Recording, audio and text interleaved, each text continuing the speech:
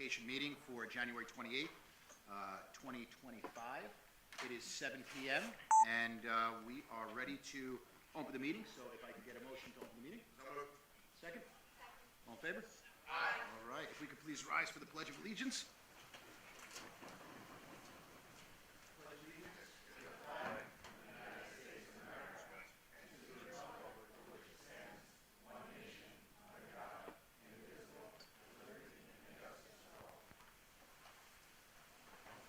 All right, thank you so much.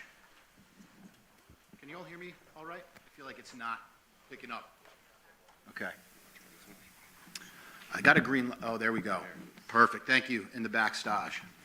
All right, so first item, I'm gonna move it back a little bit. First item on our agenda is in regards to a public hearing. We had made mention of this at the last work session in regards to two separate exemptions. So notice has been given that the public hearing is to be held this evening, January 28th at 7 p.m. at the Mahopac Central School District High School Auditorium, 421 Baldwin Place Road, Mahopac, New York, for public commentary on two items. One, whether or not the Board of Education should adopt a resolution extending the existing resolution granting tax exemptions for volunteer firefighters and volunteer ambulance workers who provide such volunteer services to a neighboring city, village, town, county, or school district pursuant to subsection 466(1) of the real property tax law. And the second public hearing is for whether or not the Board of Education should adopt a resolution to grant partial real property tax exemptions to eligible veterans of the armed forces who served between September 2nd, 1945 and December 26th, 1991, also known as the Cold War Veterans Exemption, pursuant to subsection 458B of the real property tax law. On that, I will open the floor to public commentary regarding the tax exemptions for the volunteer firefighters and volunteer ambulance workers, as well as for the exemptions for Cold War veterans. Did anybody sign up to address that? Would anybody in the crowd like to address that? All right, so just as a recap, New York State has allowed for the volunteer firefighters, ambulance workers that will volunteer in neighboring districts to also be allowed the exemption that we voted on last year. That is what we are looking to vote on tonight. As well, we had done a veterans exemption last year as well, increasing the limits on it. This is specific to Cold War veterans exemptions. It was just an oversight in the original resolutions, and it's something that's already granted by the town and the county. So with that, and nobody wanting to speak, we'll move to the next agenda on the item. You have to close the public hearing. Oh, thank you. Let me see. And then, can I get a motion to close the public hearing? Trustee DeLullo, is there a second? Second. Trustee McCracken, all in favor? Aye. All right, thank you. So that closes our public hearing, and now we will move to our superintendent. Thank you, President Schneider. Good evening, everyone. We're going to start the meeting this evening with a student report from our high school. We have Cameron Hart. Welcome, Cameron.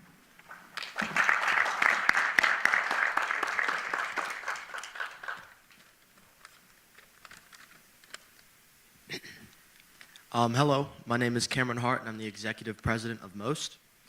I'm just up here speaking just to let you know what's been going on at the high school the past month. On Monday, January 13th, MHS School Counseling Department held a junior college planning event with college admissions representatives for an evening for junior students and families. This evening covered the admissions process, Admissions 101, and navigating the college search process. There were roundtable discussions with college admission representatives from Binghamton University, Western Connecticut State University, Westchester Community College, and Iona University. It was a great night, and all students from grades 9 through 11 were encouraged to attend, and this event is live streamed and recorded for anyone who would like to watch it. On January the 16th, MHS School Counseling Department sponsored a 10th grade field trip to Putnam North Westchester BOCES for a CTE tech tour to tour the facilities. Approximately 140 students, along with MHS school counselors, took part of the tour, and had an opportunity to learn about a variety of the programs offered.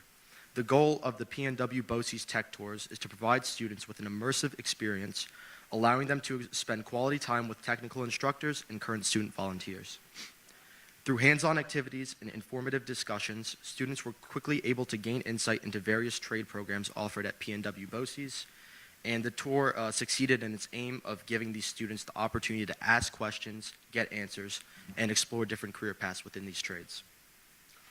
Then on January the 18th, 4 science research students competed in the Taconic Hills Invitational. Senior Andrew Boga won the Outstanding Research in the Plant and Animal Science category. Junior Annabelle Pope won the Outstanding Presentation Award in the Behavioral Science category. And Hayden Biolchini won the Outstanding Presentation Award in the Science STEM category. Congratulations to all the competitors and to all of our science research students for embarking on a journey of independent research while still in high school. And lastly, MHS students will begin their 2025-26 course selections on January the 30th. All students will meet with their counselors between February 3rd and February 14th to review their course selections and teacher recommendations. The program of studies has been updated with new courses available in each course subject area, including a plethora of new business course offerings. Thank you for your time.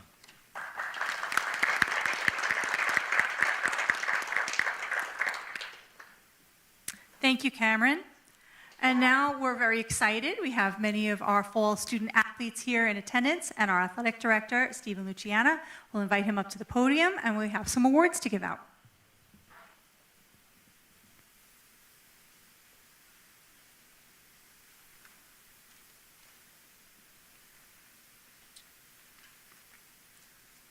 Good evening, everyone. I really appreciate the invite here tonight. Thank you to the board for having me. Any chance we get to recognize our student athletes, it's truly just a great opportunity and well-deserved. We had a tremendous fall season. All our teams were very successful. And tonight we get to introduce some of our athletes for the individual awards. Our all-league, all-section, all-county winners. We're going to start with cross-country. First, we have Kira Waring.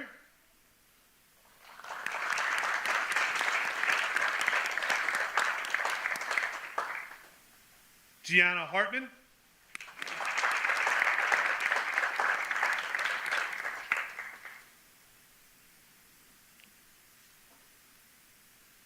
Olivia Spinella.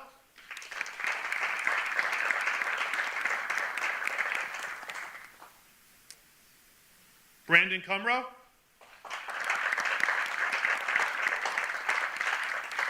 Liam McGuire.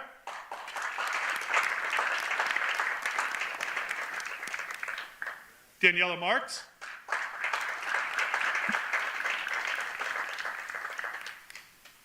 And Kelvin Cabrera.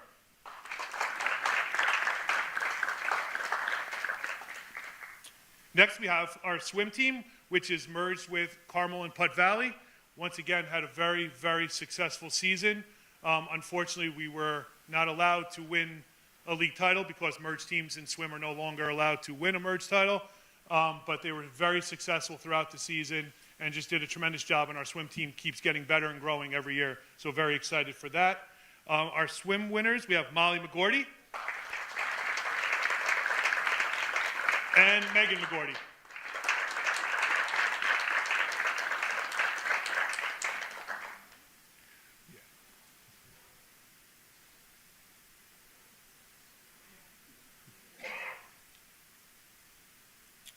Next, for field hockey, we have Talia Salon.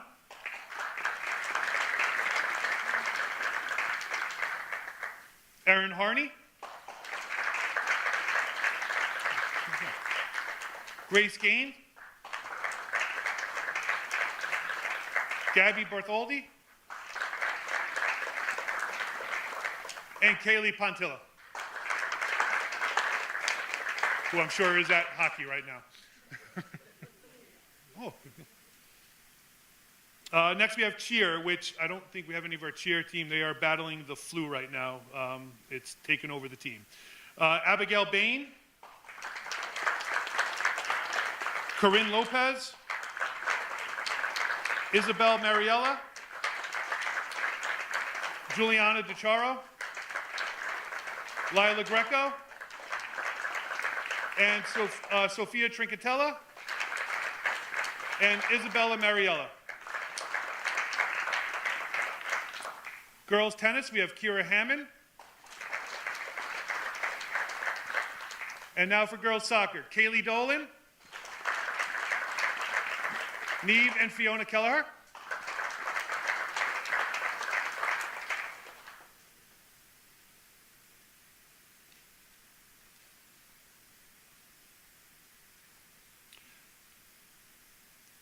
Melanie Rags, Siobhan Chrissy, and for football, Landon Varley, who I also believe is homesick, Jack Clifford, Dean Ulaj, Kyle Pinto, Lorenzo and Chandy, Matt Bentavanga,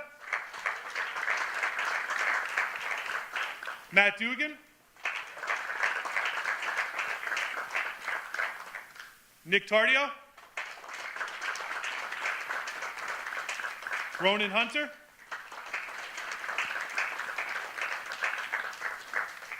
Nate Maskell, Ethan DeVukaj,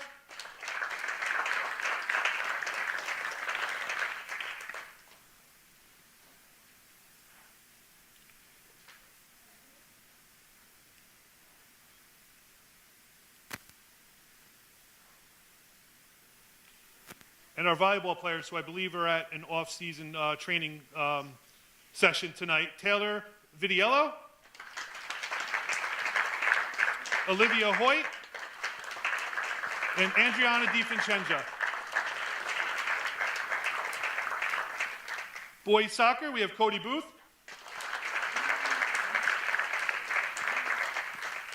Oliver Flip, Victor Beltrami, and Aiden Paris Devine.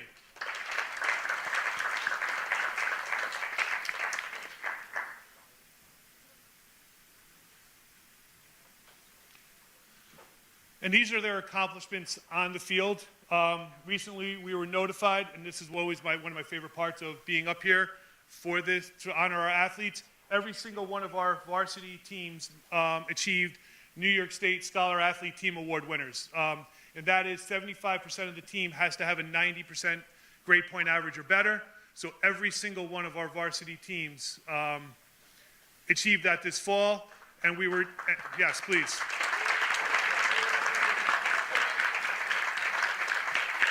And last year for the 23-24 school year, we were one of, I believe, 7 schools in Section 1 that were a school of distinction, where every single one of our varsity teams, spring, fall, winter, spring, achieved that. So one of 7 out of 80-something schools in Section 1 shows how tremendous our student athletes are, the great staff we have here at Mayapack. So not only do we do well on the field, our academics are very important here, and they excel in the classroom. So very, very excited for what our fall teams accomplished this year. Thank you so much. I really appreciate you guys having me. Yes.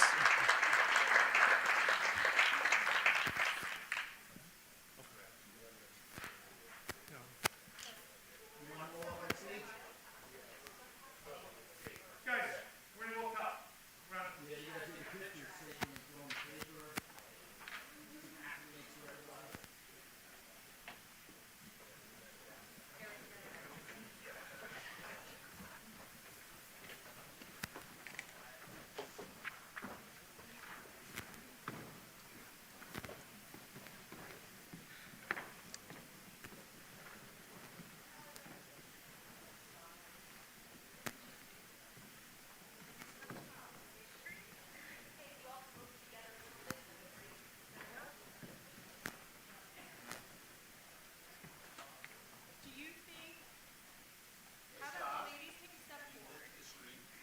Not from here.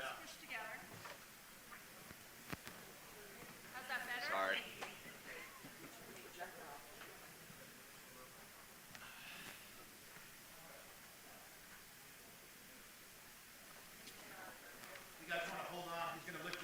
so we don't have glaring.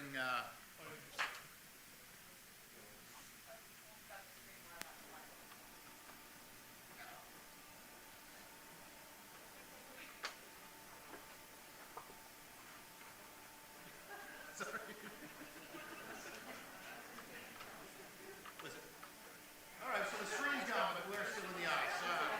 I'm trying.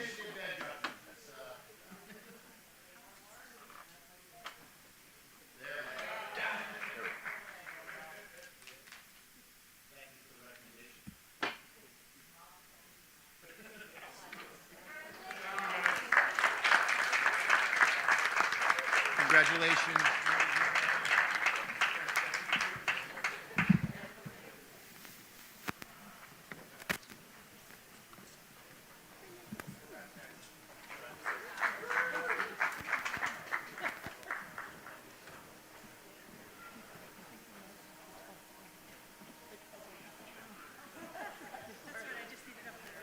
Yes. Just don't know how they're gonna.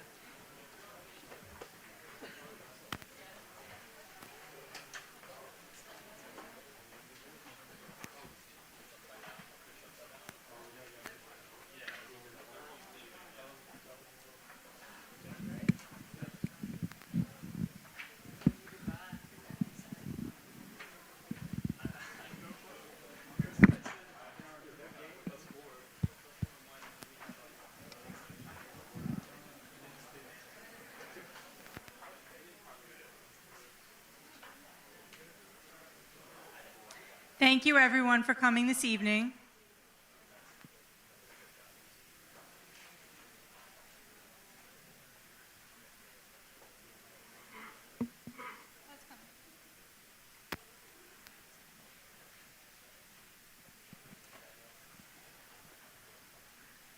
All right, at this time, Dr. Lawrence and I are going to do a presentation. I'm going to start about the school report card update. So on an annual basis, we report to the Board of Education and the community about our assessments and Regents exams, just to give everyone an update of where we are. So here you can see our vision and mission statements. The Mahopac Central School District strives to become schools of excellence that produce exceptional members of society. And our mission, the Mahopac Central School District develops educated, upstanding citizens with practical life skills through rigorous preparation for the real world. So these two statements guide us in all that we do, and it's always about improving student outcomes. So here you can see a recent history of our high school graduation rate. The 2024 number is an estimate. As a matter of fact, today we received an embargo on the graduation rate. We cannot release that publicly, but Thursday, our graduation rate, as well as the state rates, will be released publicly. But the 94% for 2024 is our estimate. So looking at our Regents results from June of 2024, you can see a history here. All the way to the right in bold, you see our 2024 results. And we're looking at English language arts. We had 277 students tested.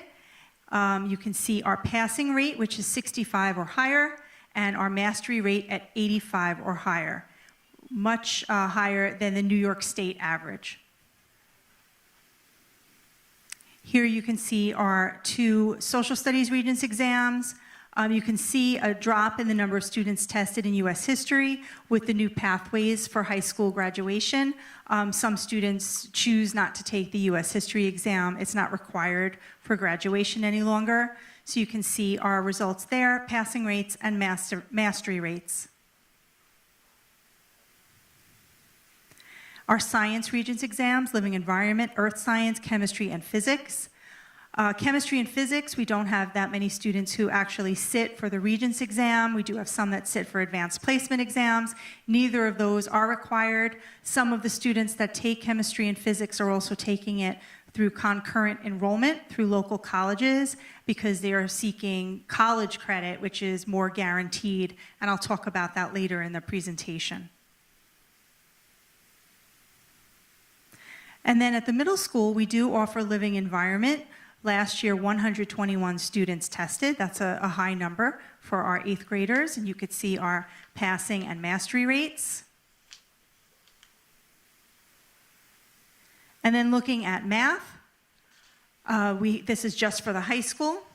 You could see our passing and mastery rates, but I want to point out Algebra 2. Again, that's an optional Regents exam. 46 students took that test, but you could see our results. A very strong showing by our students who took that Algebra 2, both in passing and in mastery. And again, at the middle school, we offer algebra to 8th grade students. There were 89 tested.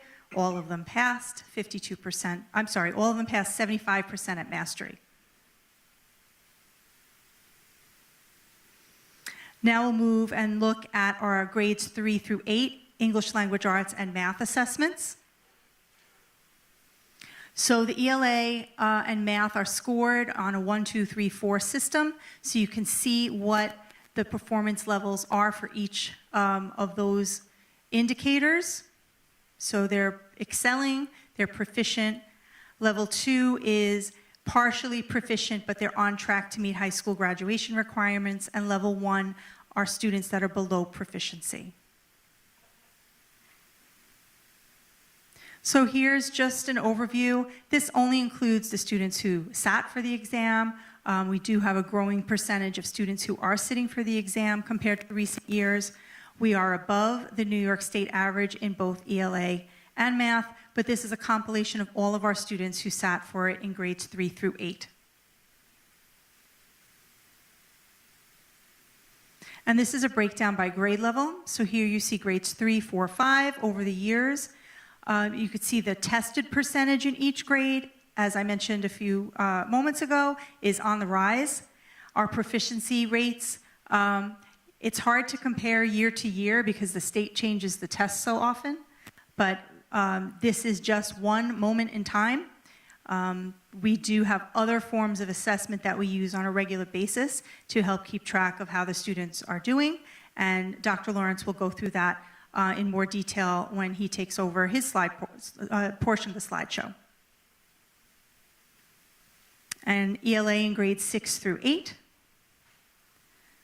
Also, an increase in the number of students being tested in most grades, and you can see the results there, a little bit stronger as you see 7th and 8th grade, which is what we hope to see as students move on through the grades. They get stronger in proficiency. And then looking at math in grades 3, 4, 5. Math, it tends to be a stronger result for our students, as you can see here. And then in grades 6, 7, 8. I just want to point out in 8th grade, many of our 8th graders, they do not sit for the math assessment because they sit for the algebra regents instead.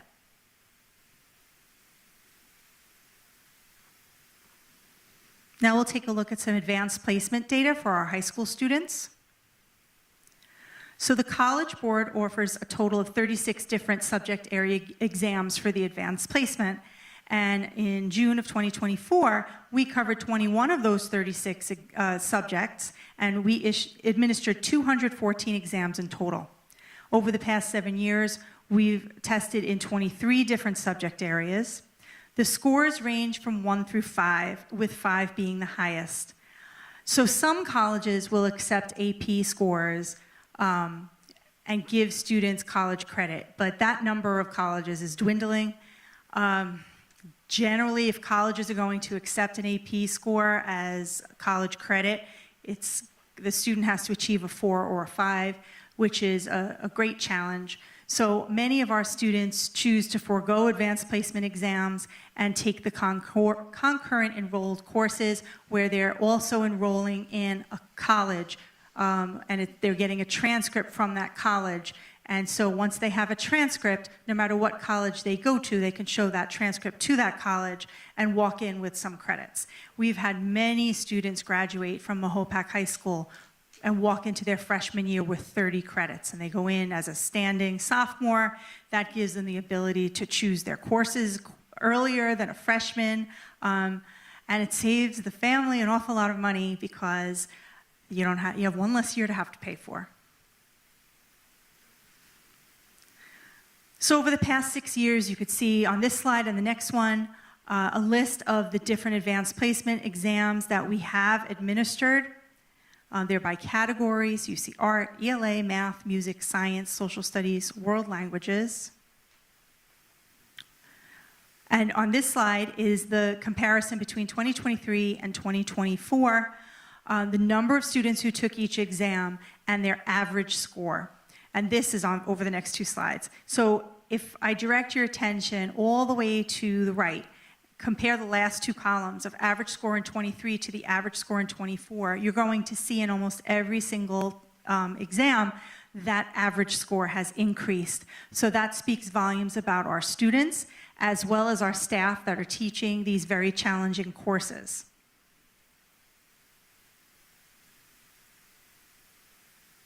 Students also have the option, if we don't offer that course and they want to take an advanced placement exam in a course that we don't offer, they can sit for the exam. So we have had students who study on their own and prepare for a specific advanced placement exam, and the high school will order the exam for them, and they'll sit and they can take that as well.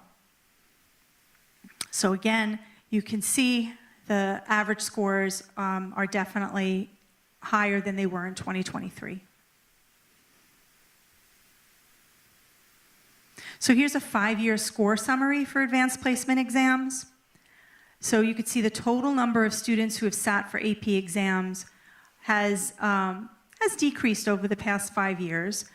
But the number of exams offered, while it's decreased from where we were in 2020, it's still over 200 exams. But the number of students who score 3 or higher is strong in 2024, and the percentage of students with scores of 3 or more, 2024 is definitely the best over the last 5 years with 81%.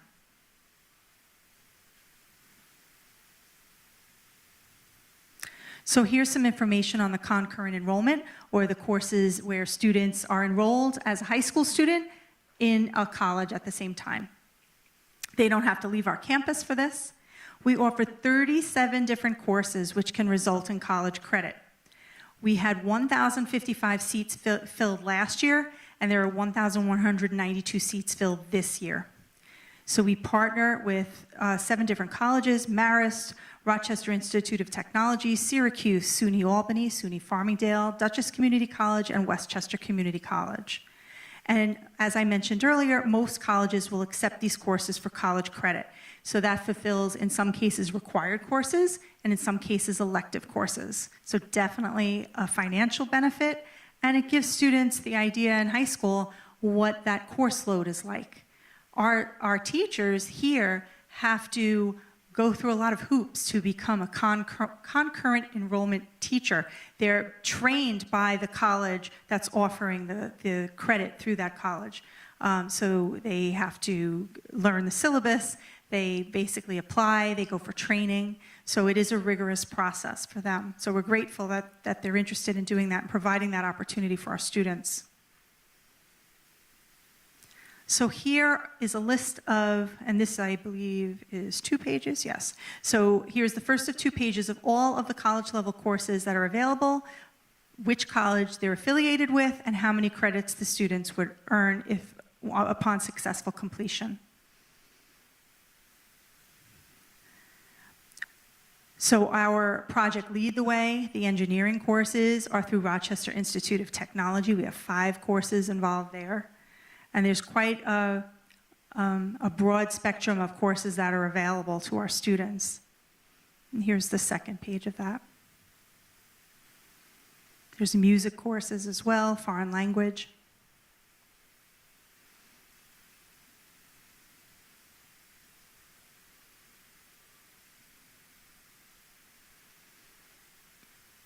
So each year we get an accountability designation from the New York State Education Department, and our school district is a local support and improvement district, or LSI, as well. Each of our schools have achieved that designation. That used to be called good standing, which is much easier to remember and much easier to associate with good work. So we are in good standing.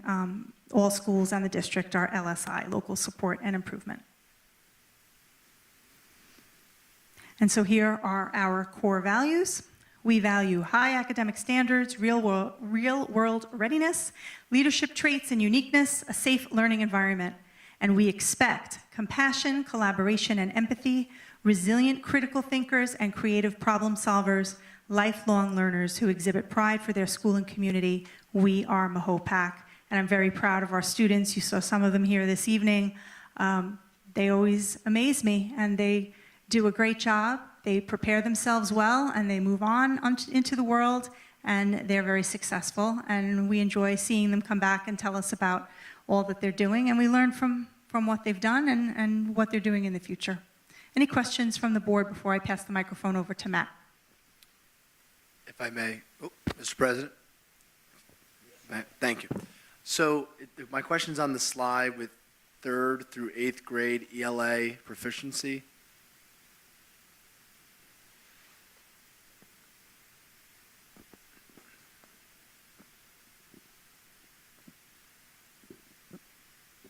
Or it might have been actually the one after this, 3rd through 5th. I saw the number, so for the last column all the way to the right, percent at proficiency, is that that's percentage of those tested, not percentage of all students? Percentage of those tested. Okay. Is a number about half, is that a concerning number in our eyes, the eyes of educational experts or administrators, teachers? Because that's half of those tested in 5th grade. When you compare us to districts surrounding us and look at New York State average, we're comparable to the districts around us. We're above New York State average. That's why it's hard to use the New York State assessment as anything more than one snapshot and one piece of evidence to explain the journey of a student. Our local assessments, our benchmarking, things that happen in the classroom, which those are also some of our assessments that we do locally are compared to region and national norms as well. That gives us a more complete picture of where our students are. In elementary school, I think there's nothing more valuable than doing a running record and finding a student's reading level and seeing where is that reading level compared to grade level average. So we have students that run the gamut of needs. So we have English language learners, we have students with disabilities, we have students who excel, and we have students who struggle. So this represents all of them, and our teachers do get this information drilled down in a much more specific form. Matt's going to talk about that some more when he comes up here, but that's where the value is where is each individual student, what are their skills, what are their strengths, and what are their weaknesses, and work from there and help bring them to the next level. Thank you. So collectively, through like local assessments that you were mentioning with the teachers, we would probably estimate a higher proficiency amongst our students when it comes to English language learning? Yes. Well, English language learning is different from English language arts. Okay, got it right. So if we're looking at just the English language arts assessment and the ability to read, the goal is to have strong readers, not just decoders, but students who can comprehend and think critically. Hopefully by the time they reach 3rd grade, then when they leave elementary school, and certainly by the time they leave high school. And when you look at our high school stats for advanced placement, Regents exams, graduation rate, you can see that the students are successful at that point. Thank you. Any other questions or comments?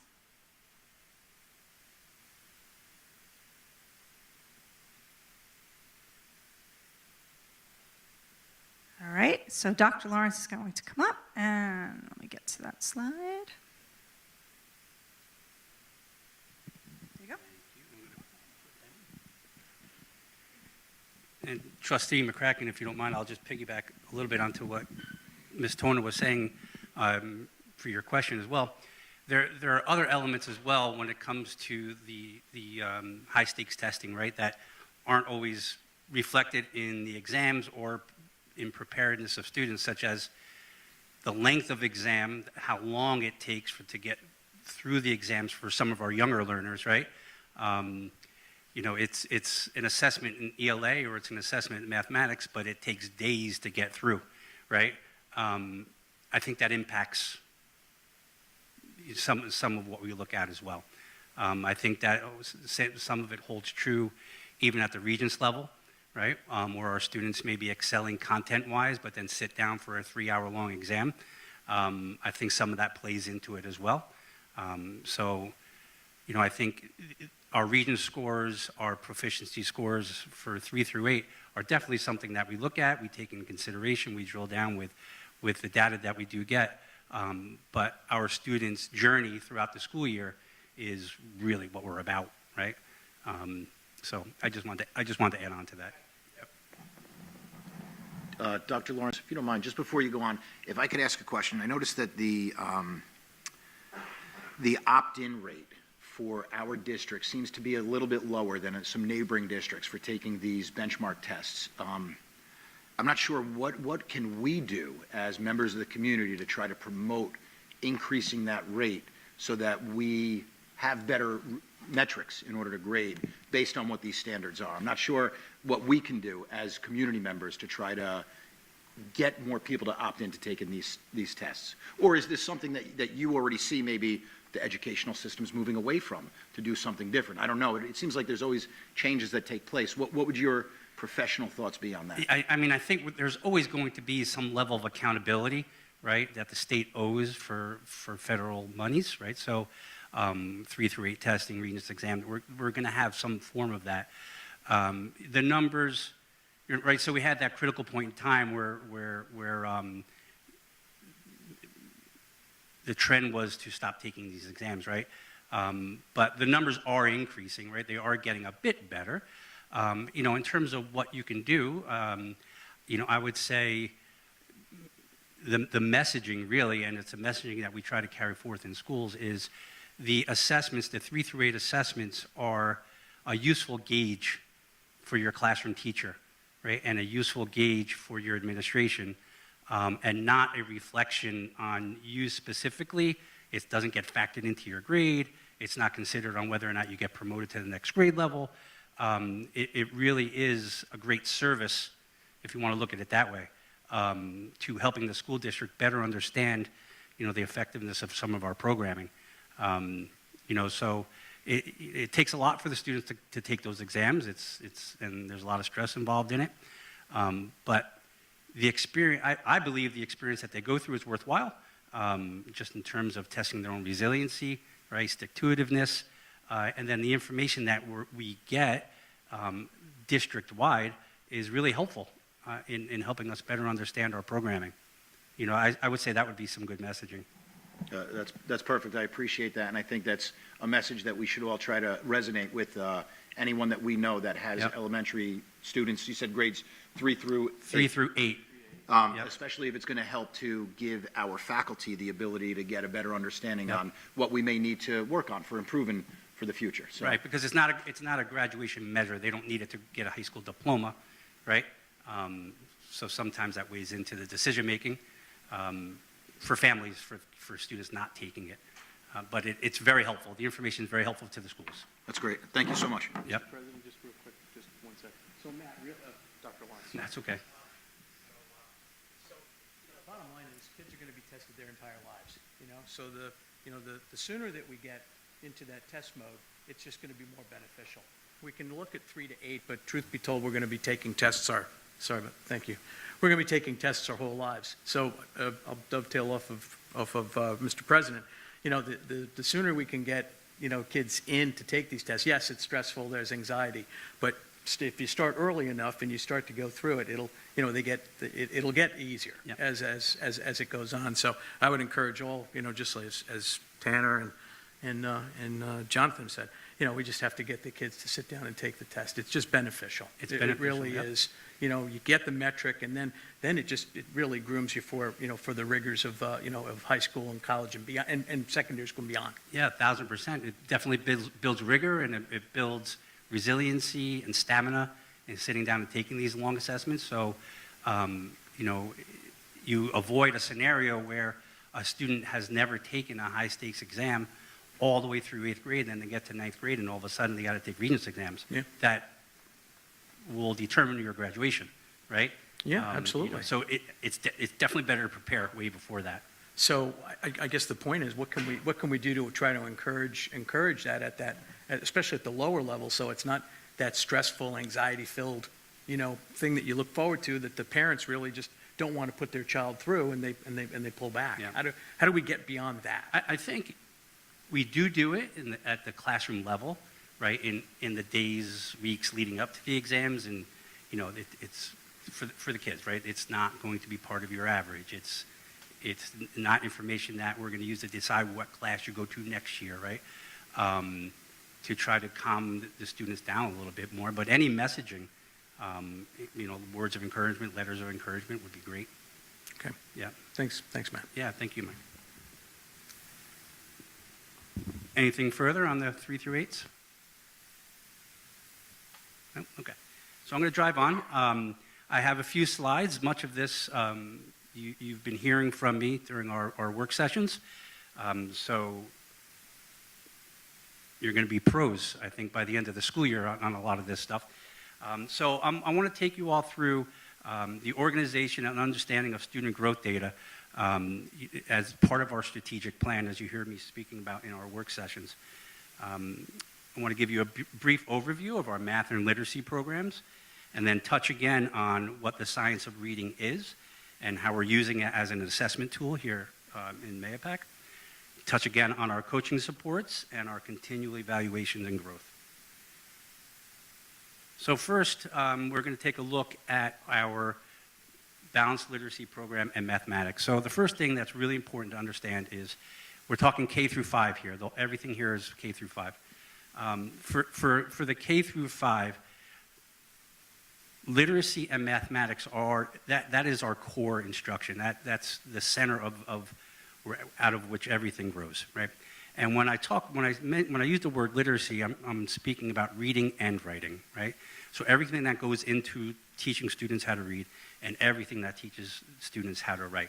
So our balanced literacy program is focused on a text-rich environment, focused on the big 6 of the science of reading, which I'll go through later and you've heard before, and student independent growth. So a very brief overview of what a child's day may look like in a K through 5 classroom.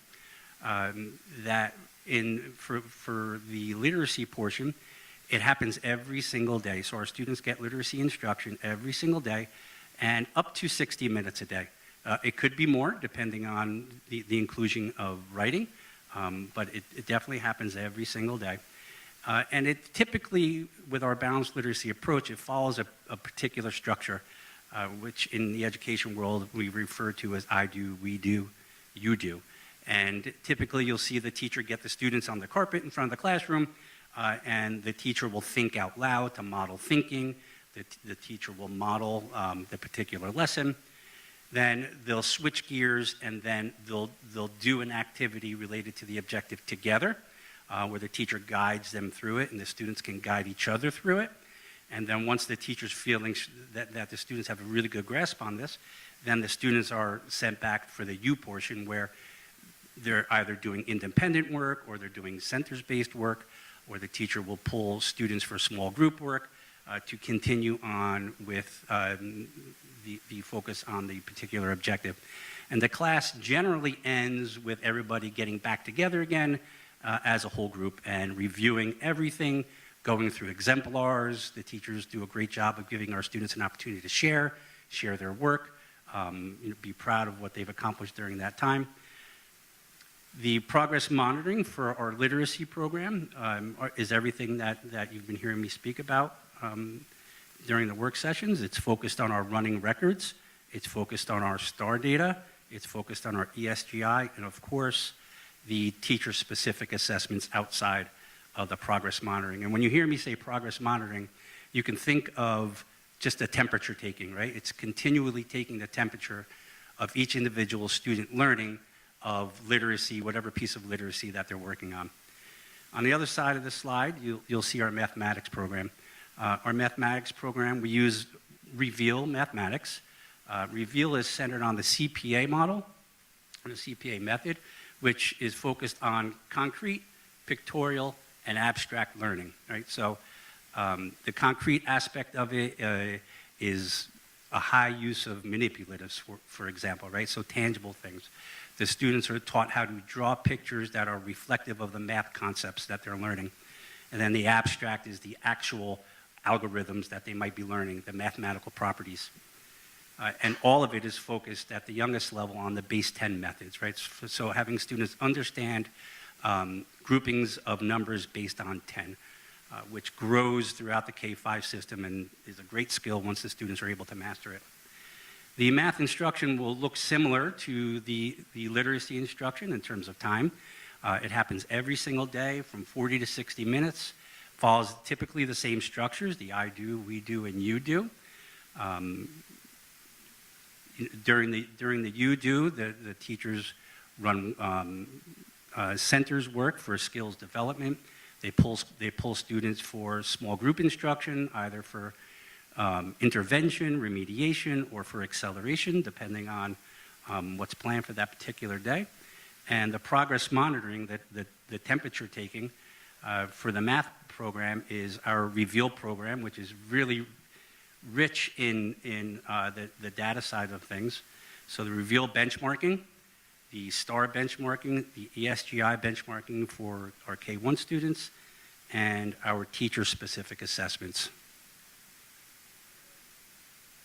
So from here, I want to talk to you a little bit about and show you the actual data that we're starting to gather. So during the work sessions, I've been explaining to the board how we've really made a strong move in organizing our running records data, our ESGI data, into percentages reflective of every grade throughout the district.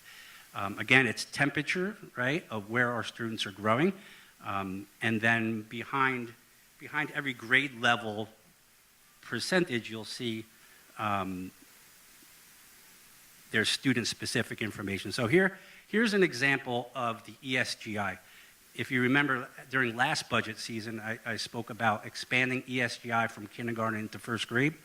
ESGI is a progress monitoring tool heavily used in our kindergarten and first grade classrooms.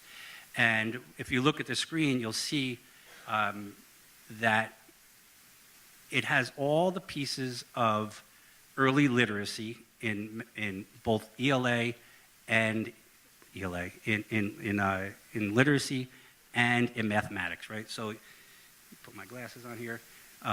You'll see letter identification for upper letters, letter identification for lower letters, and so on, right? So every student is tested individually. It yields this type of report where the teachers can see what the student is getting correct, what they're getting incorrect. It forms it into pie charts, and it gives our kindergarten and first grade teachers excellent data on the pre-literacy elements, right, that our students need to develop before we can really start tackling reading. This program's pretty neat as well. It prints out excellent parent reports, which our elementary school teachers give to parents, and it even gives suggestions to parents on what they can work on at home. So it's been a great tool so far. The teachers really do appreciate it. And it gives us a great snapshot of where our students are. So here's some of the growth data that you've been hearing me speak about, running records. So running records it's an assessment model, right? So if you could imagine a teacher sitting in a classroom listening to a student read, right? And while the teacher's listening to the student read, the teacher has a rubric. And as the student is reading, the teacher is going through the rubric of all the pieces of literacy, the big six, which you're going to see in a minute, and scoring the student, and then placing the student at a designated level according to the rubric. So the numbers you're looking at here, right, say for example, first grade, we took the running records at the end of kindergarten, which was June, and then compared them to the students' running records growth in October, November, were they on or above grade level, and then we form percentages. So you can see our first grade as of October, November, 63% of them were on or above grade level, first grade level. Second grade, 66.3% of them. Third grade, 70.8% of them. Fourth grade, 65.1% of them. And fifth grade, 68.5% of our students. It's only as good as our next level of growth measure tells us, right?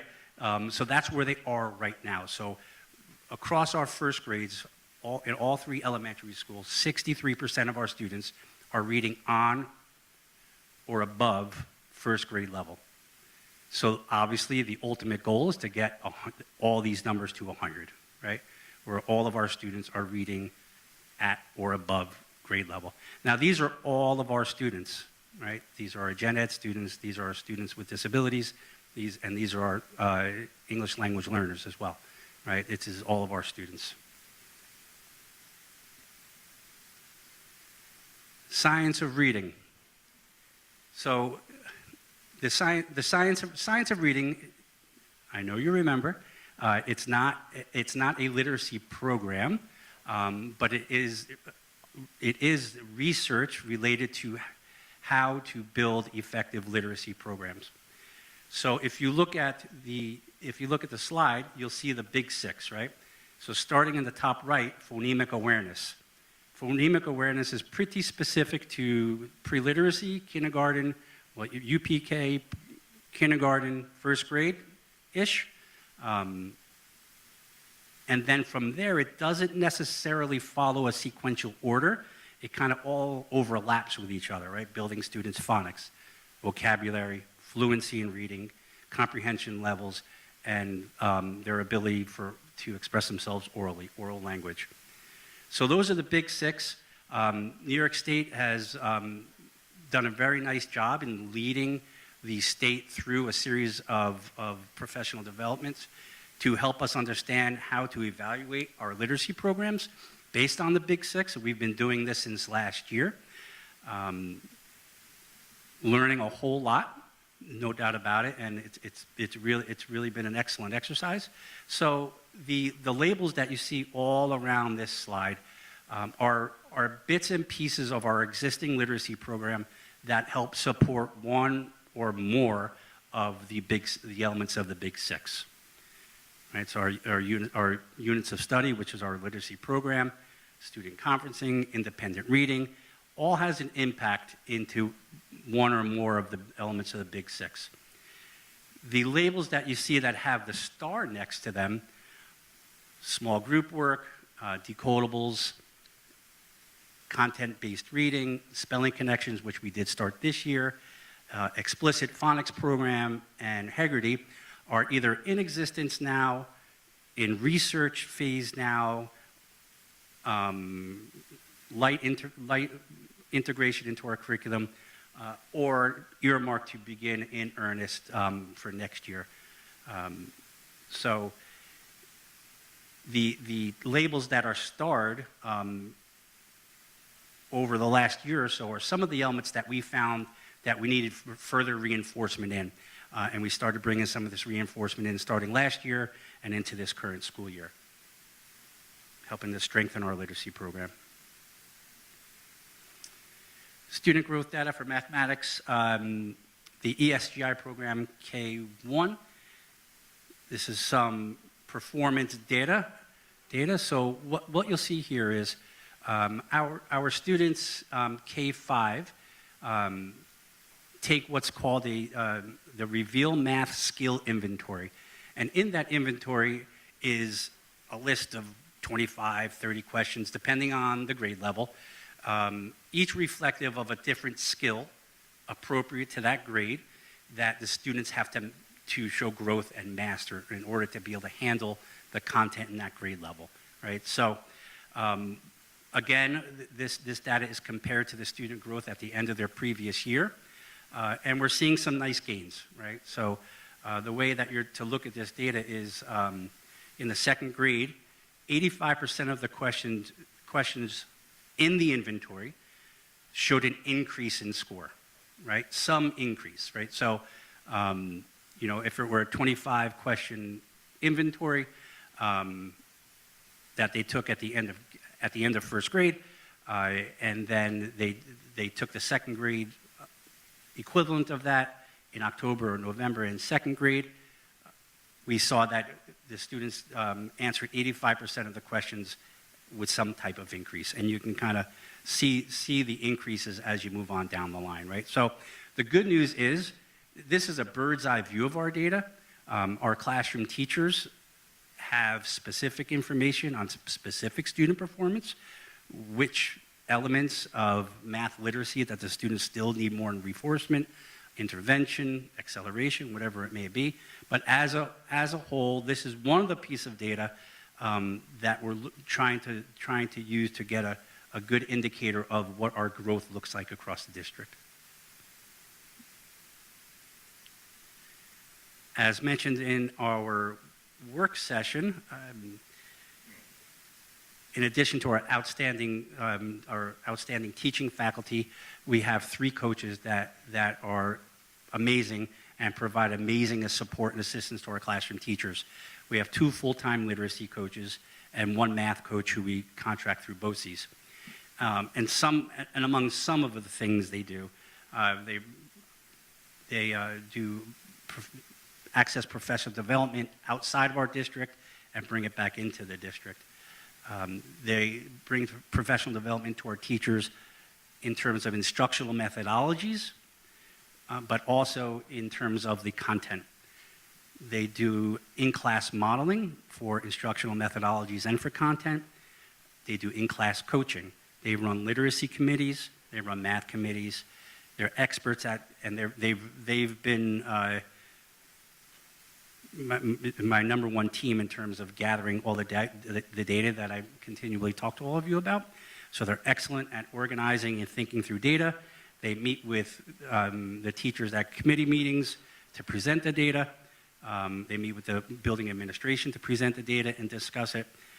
And they're outstanding at vetting resources that are out there that would help supplement either our math or our literacy program. So one of the things I leave you with is it's critical to remember that when we say the word curriculum, instruction, assessment, it's never finished, right? It's never over. You're never there, right? It's continual. Everything that we do, we're always looking to do better. Everything that we do, we're always looking to grow. And so there are some constants in the things that we want to repeat over and over and over again with our administration, with our coaches, and with our teachers. And that's what I call our efficacy, our cloud, right? So we have this iCloud. And research says when our iCloud, our cloud, our efficacy is the same, we have the same intents, the same vocabulary, the same vision, the same mission, the same action steps,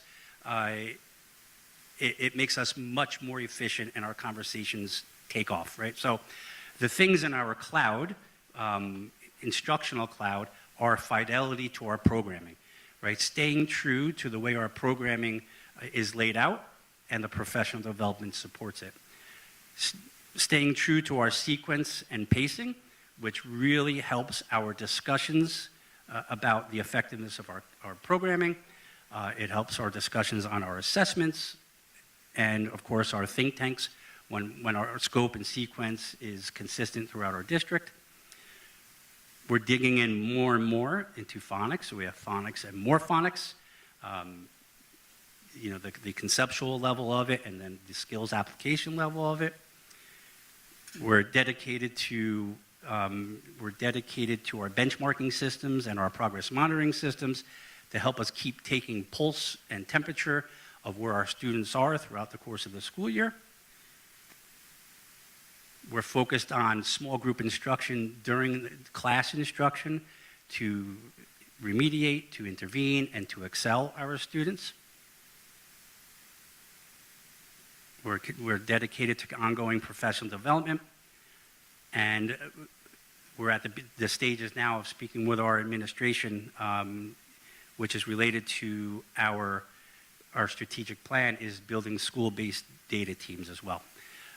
So these are elements that I put on this slide to put in front of you to help you understand the common thinking that we're establishing across our district to the things that are most important to us as we look at our curriculum. And you'll see me again before the end of the school year. In an upcoming presentation, I'll present to you our 6-8 math and reading data. I'll talk to you about our 9-12 programming growth and our K-8 RTI data and programs that we're using. Is there any questions? I have one. Yes. So, talking about the reading levels for K through 5, I saw the numbers. I thought 66%, close in the 60% across the line. What does that look like? Because every student learns different, so I recognize you have some with the high highs, possible low lows. But do we have that data spread out a little bit where maybe we know that's on or above grade level? What percentage is above grade level, maybe by 1 grade? How many students are below grade level, maybe just slightly? Like if there was, 20% of students were just slightly below grade level, then I would look at the numbers and be a little less concerned. So do we have those numbers spread across the grade level reading levels, not grade levels? Go ahead. Yes, we do. Right. So I thought about including it, but it might have been too much to look at. So behind every grade level, actually behind every classroom teacher, we have pictorial graphs, right? So say a pie chart, right? And in that pie chart shows the number of students where they landed in their reading levels, right? You go to the biggest piece of the pie chart first and see, all right, that's where most of our kids are. They're on or above grade level, right? Which is great. So to answer your question, yes, I could have put the pie charts up there, but it's a lot to look at. Sure, no worries. Do you think it's possible if you could send to the board per grade 1, 2, 3, 4, 5, and then, if possible, spread out what the numbers look like on reading levels? So obviously for grade 1 honor. The scattergram, the pie charts have the number of students in them. Perfect. Yeah. Do you think, for the sake of presenting and providing what through a slideshow, I understand, but do you think the board can get that, take a look at that? 100%. Thank you. You're welcome. And I'll just piggyback on that a little bit. We're looking at the growth data chart for kindergarten. It shows a ton of data and the percentage of the pie charts. You mentioned parent reports that goes home to a parent that says areas. I guess it would show areas of improvement or whatever. Somehow the parents might be able to help. Is there any way we could see a sample report, like what would go home to a parent? Yeah, sure. It looks similar to that ESGI that I showed you, but yes, I can send you what a parent report looks like. But it's somewhat similar. So this slide here, I blocked out the student's name, right?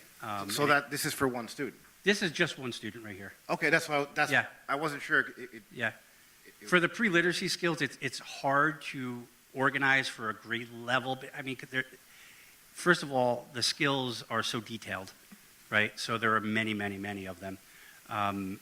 It's easier to look at individual students, right? So that is pretty much the report that is sent home to parents, but So that goes to the. I That- thought that is goes a to the particular teachers, and then student. it was a different one that goes there. That's why I was unclear. Yeah. Because we want to make sure that the parents have a full understanding of what their child needs to develop on, so it helps with interaction. it's what the teachers use too, like during parent-teacher conferences, right? They'll have that letter, they'll refer to it, explain it. Very good, thank you. Yep. And Dr. Lawrence, I just want to have a plug for the curriculum committee. So I'm assuming some of this data is something you and the committee are going to be able to dig in on during those committee meetings, right? I would assume. I'm sorry, Ben, I didn't hear your question. Okay. We have a curriculum committee, so I'm assuming some of the deeper dives into this data will be done at the curriculum committee. If that is put on the agenda, then Okay. that is All what right. we will do. I shouldn't have asked you. All right, Yep. I'm assuming. All right, Yep. thank you.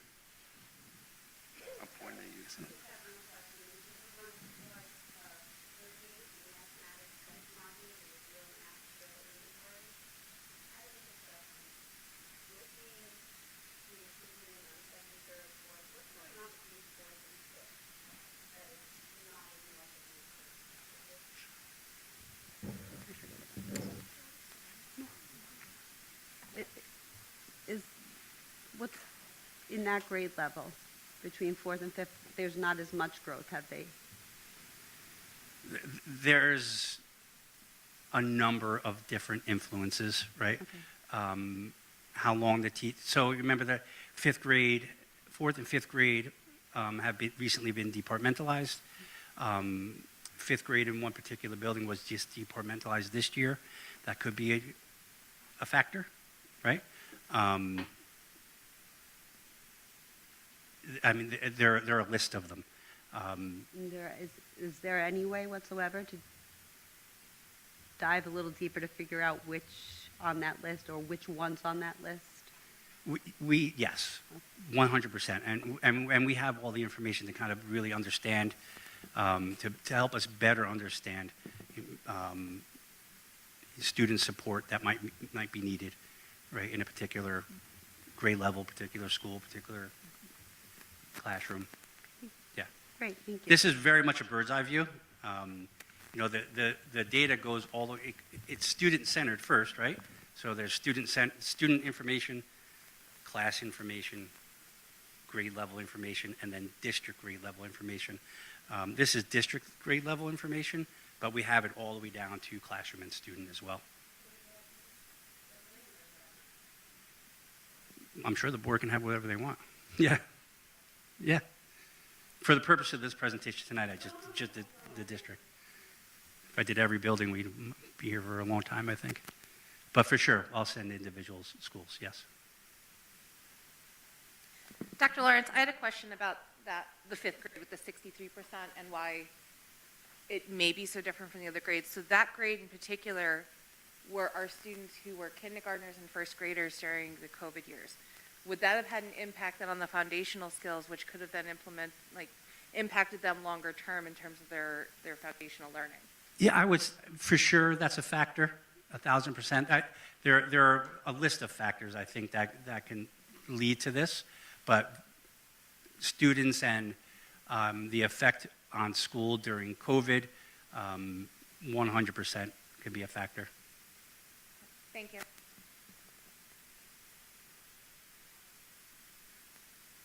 Any other questions? All right, thank you all. Thank you so much for your time. Appreciate your presentation.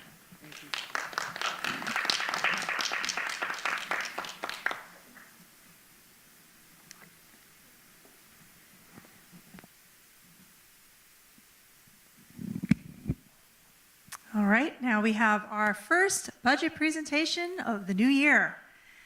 So I'll start the first several slides, and then we'll ask Alyssa Murray, our Assistant Superintendent for Finance and Operations, to join us.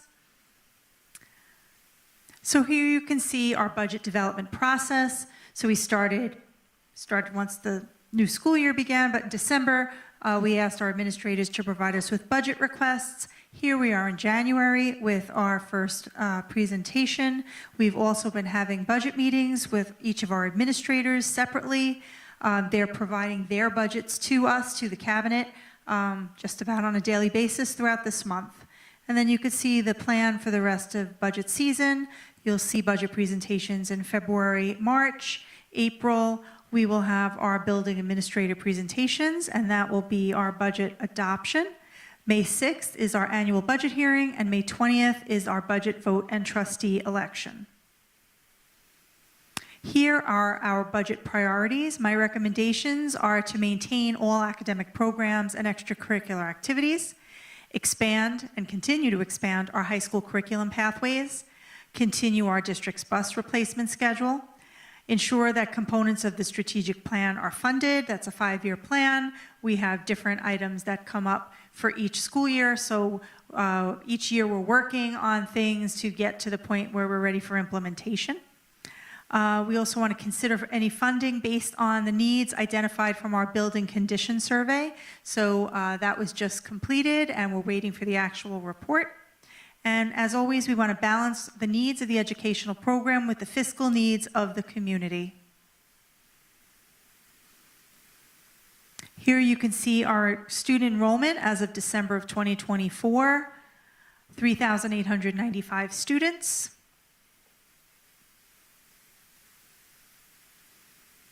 And to project the enrollment, we moved grades K through 11 up a grade, and we duplicated kindergarten of this year for kindergarten next year while we're in the middle of kindergarten registration. So we're looking at an estimate of about 277 kids. We won't know for certain until first day of school in September exactly how many students we'll have in kindergarten. So you could see, based on that information, we're staying steady. This projects to be about a loss of 10 students. So here is our enrollment history over the past 10 years. And the next slide really shows that enrollment history, where if you look at the last 5 years, we're pretty much staying very steady in enrollment. So if you look at the actual numbers on the slide before, we're looking in 1920, 3972, and we're currently at 3836, and there's a fluctuation for those. That's 6 years right there. So we're looking for a 7th year of that continued steady enrollment. So once we have our projected numbers for each grade, we take a look at the top. You can see what our average class size is and the number of sections are in our elementary schools. And then we use that information and our projections to determine how many class sections do we need in 25-26. So we're going to need to add 2 elementary sections in order to maintain the low class sizes that we've been enjoying, which we think is best for students. And now I'll turn it over to Alyssa Murray, our Assistant Superintendent for Finance and Operations. Thank you. So we have here the tax levy limit. So this is the starting point of the revenue side of the budget. So what we have here is a formula that we use every year, and every school district in New York State uses it, but it varies per district. So we start with our prior year tax levy, so what was for this current year, what we levied. Then we have the tax-based growth factor. So that number is given to us by the Office of Real Property Tax. So what it includes is specific to Mayapack, and it's if there was new construction, anything of that nature new to Mayapack. So that's where that number comes from. Then we take last year's exemptions, the capital levy, and then we get the allowable growth factor. So that is a number that is across the board is the same for every district in New York State. The past few years, it's been at 2%. That number is supposed to replicate CPI, even though you'll see in a following slide that CPI has been higher than that 2%, but that's where they do cap it for the allowable growth factor. And also to point out, we do not have any pilots in this district, so that's as industry or any business that would do a payment in lieu of taxes as opposed to just paying taxes. We do not have that here. Then we come to the coming school year exemptions. So that 2.9 million number, that's all based on our capital project. So that number is our current debt service, or our debt service for 25-26 minus our projected building aid. So that you are allowed to factor that into your tax levy. And then what you get is that 97 million number, which is about a little under $2 million difference than the prior year tax levy, to get a 2.10% increase. And this is a slide I will show every budget presentation, because it's very important how we get to that number. A lot of those factors aren't in our control other than the capital levy, but this is our starting point, meaning that this is the maximum percent that we can tax the community if we do not want to go to a supermajority, meaning if you were to go over 2.10%, you would have to have a budget vote that gets more than 60% of yes votes to override that. So this is the tax levy history for the past few years. So as I mentioned, the Office of State Controller has said that CPI for 25-26 is 2.95%. Again, more than that 2% I had just mentioned. But as you can see, it is climbing down the past few years since COVID. Obviously, that 25-26 will be filled in as the presentations go on, but right now, all we do have is that allowable tax levy limit, meaning that is the base of where we can tax. So as you can see in this slide, which is the same slide but in a visual, we have historically gone definitely below CPI in the past 3 years. And then the red is that number I was just talking about, that 2.1%. And then we actually levy lower than the maximum. So this has kind of been the trend for the past few years. And again, it will keep getting updated as we come up with the 25-26 number. So this slide is obligated cost drivers, meaning when I'm putting the budget together, these are things that are pretty concrete and I have to follow based on contractual obligations. So for example, we have contract salaries. So of course, all the contracts of all the unions are factored into the salaries for the budget as I roll it forward. And right now we have one bargaining unit in negotiations. So we're looking to come up with that number. We have BOCE services. So BOCE services, they always go up. P&W BOCES, they have a budget presentation they give to us to kind of give us an idea of where those services are going to come out for the following year. So within those BOCE services, a few of the line items that are more costly to us are our RIC services, which is all of our technology, infrastructure, networking services, special ed, and then career tech, which is the C-Tech program where students can go, have other pathways and go to school there. So then we also have to consider the retirement systems. So the New York State and local retirement system is all the non-instructional staff member we have. So we have to contribute on their behalf money towards their retirement. Same for the New York State teachers retirement system. Anyone who's certificated would, on the instructional side, we have to as well put money into the retirement system. Then we have health insurance. So the increase this year is about 3.9% across the board. Then, of course, we have our transportation department, and then utilities. We have to factor in inflation. So this presentation, we're just going to do an overview of our revenues, and then the following presentations, we'll get more into it. So for revenues, we have the New York State Governor's budget proposal. So that we received a preliminary of that a week ago. And so that is about 28% of our budget. So it's very important to keep an eye out, and we'll get more in depth on that next in February. We have federal grant monies. We have New York State Foundation aid, which is in the governor's proposal.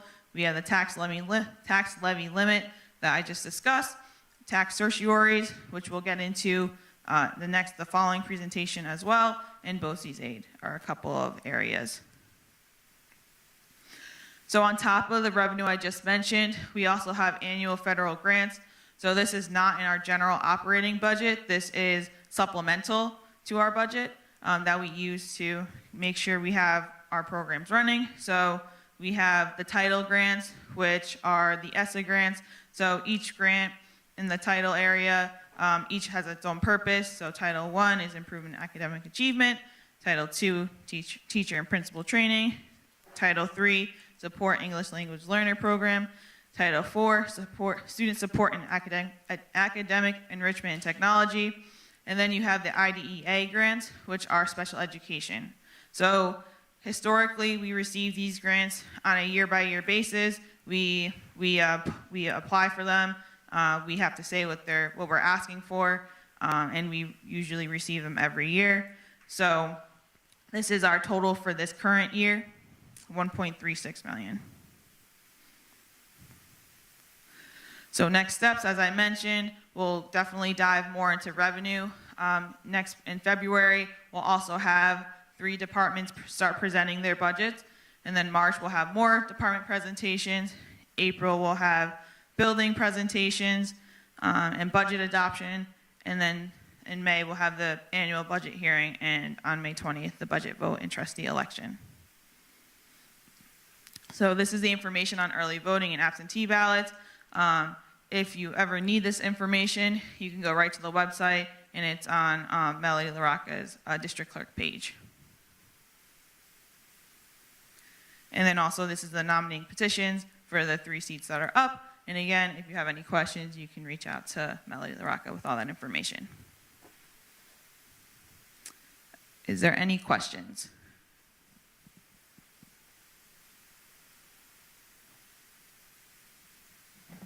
All right, thank you. Thank you so much.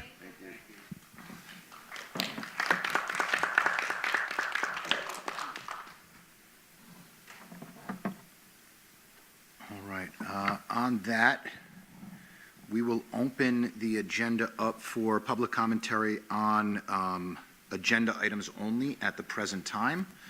Has anyone signed up? No? Would anyone like to speak?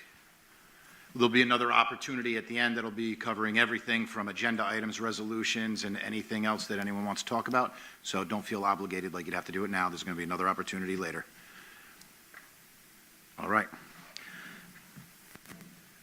We'll close that section of public commentary, and we will move on to the next agenda item, superintendent report. Please take it away, Superintendent Tona. Thank you. So I wanted to start by mentioning that last night we had our first ever district-wide safety symposium. It was an amazing evening.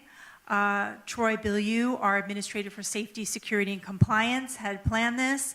It really was a culmination of the past 2 years of work in order to analyze where we were as a district in terms of safety and the changes and additions and enhancements that have taken place over the past 2 years. So the evening was recorded, and as soon as that recording is available, we'll be sharing it with the community. It was an hour and 15 minutes. We had presenters from across our community. Sheriff McConville was here. Sergeant A.J. Pizzuto, who's in charge of our SROs and SPOs. They're both from Putnam County. Then we had Chief Anthony Hoffman from Town of Carmel PD. We had Sarah Servadio, our Mental Health Commissioner for the county. Frank Guglieri, our BOCES representative for Safety, Security, and Compliance. He does a lot of work with us. Ben August, our Director of Technology, spoke, and Troy did a nice job with an overview of all of the enhancements that we have.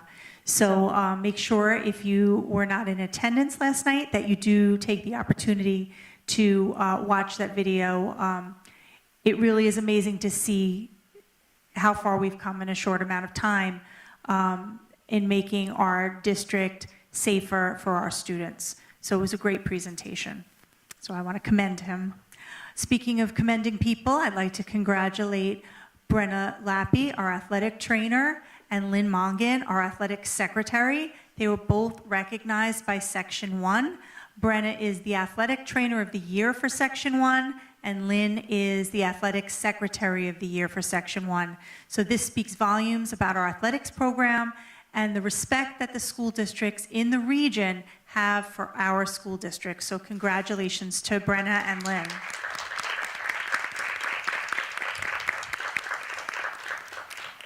So next week is School Counselor Recognition Week, so please be sure to take a moment. If your child is in middle school or high school, they definitely have a school counselor assigned to them. So take a moment to thank them for all that they do to support our students.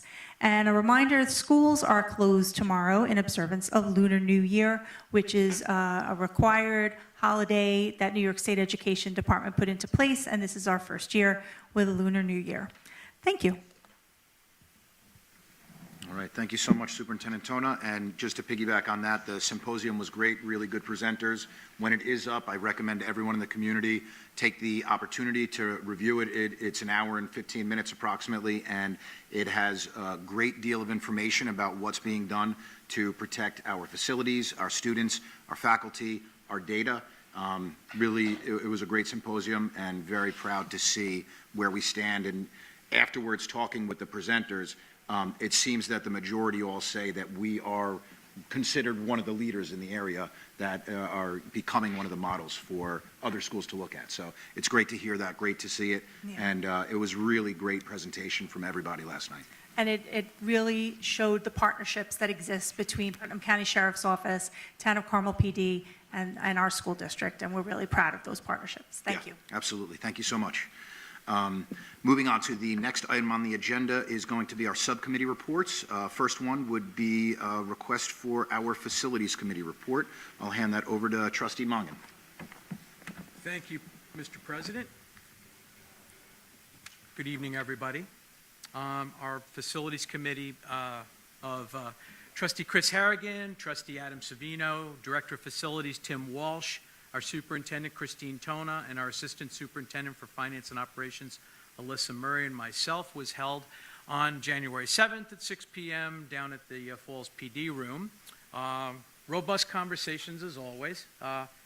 So we had the continued saga of the high school parapet wall it's going to be rebid, and we're looking to have that replaced in the very soon in the spring or in the early part of the summer.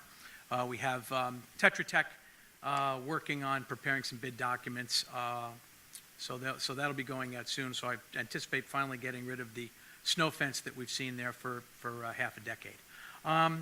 The bathroom plan update, our facilities team went around. They identified 26 bathrooms, gang bathrooms, needing full renovation district-wide, with an approximate cost on each bathroom of about $300,000. They're looking at surrounding districts and some of the newer, modern bathroom ideas that schools are starting to implement. So I'm looking forward to seeing some of the options so the board and our leadership team can go through and see what makes sense for us here in Mahopac.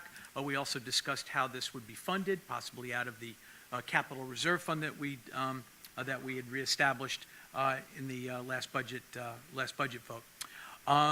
We had talking about preliminary budget discussion with regards to the buildings and grounds. We have turf logo replacements. We're going to have to replace the logo in both at both the practice field and the stadium field. So we had some pricing for that. We're going to be looking at some other pricing. It's pretty incredible how to replace those two, over $100,000 to replace two logos. So that was a little eye-opening there. Continued, you'll hear this everywhere. We talked about, again, maintenance field plans for the fields. Tim Walsh is looking at a company called Alternative Earth Care to come in and possibly do a program for us. They're more of a, a natural approach to grounds maintenance, especially turf. Continuing education opportunities for our staff at Rutgers and Cornell were talked about. We finally got the lighting price from Musco Lighting to relight the practice field. That cost is $650,000 and would require some new wiring and probably needs to go through SED. We talked about the tennis courts and in the disarray that they're in, and looking for some opportunities to either resurface them or clean them. Tim had a company by the name of Craftco come in. We did talk about some other companies after this, but Craftco came in and had a recommended replacement. And we also talked about the scoreboard replacement for the stadium field. We're looking to do, if anybody hasn't seen the new digital scoreboard in the new gym, it is absolutely fabulous, and it is absolutely a nice little statement piece for us in our program, our athletic programs here at Mahopac. We have as Christine had talked about, we had in her report, we had a building condition survey that was finally that was completed. We're going to be looking at the prior building condition survey that was done back in 2015 to see kind of what happened, how things have changed, and whether or not we need to prioritize some things in some certain ways. And we'll be looking to invite Stas Prozmilski to our next meeting, and Stas will be going through some of the newer, exciting auditorium lighting things that he's been looking into. So we're looking forward to that. Meeting concluded at 7:10, so it wouldn't interfere with Mr. DeLulo's Finance Committee meeting. I know how difficult he gets pretty upset about that. So, and that's my report. Thank you. All right, thank you, Trustee Mongan. And we're going to hand it right over to Trustee DeLulo for the Finance We Committee have a report. question, we have a Well, I just question have a for question about Mr. Monk. facilities. Sure. So Trustee Mongan, you mentioned about the turf replacement, the logo replacement on the turf, and possibly building that into the budget for next school year. I might be wrong. I thought we had to have all of that concluded by 2025, and we were not, and my thinking was we were not going to be planning anything in the budget for any logo replacement. So if you could just clarify with that. Yeah, I would yield to our superintendent on that one. I believe that we had monies budgeted for all of the upgrades. Either that, or we had the option of also applying for an extension also, but Christine. We don't need an extension. The 2 logos on the turf fields will be replaced this year. So it'll come out of this year's budget, and they will take place. We're determining when is a good time. It won't take all that long, but we have to be mindful of all of the different athletics programs that are using the fields. And it'll take the company a little bit of time to design and print it out.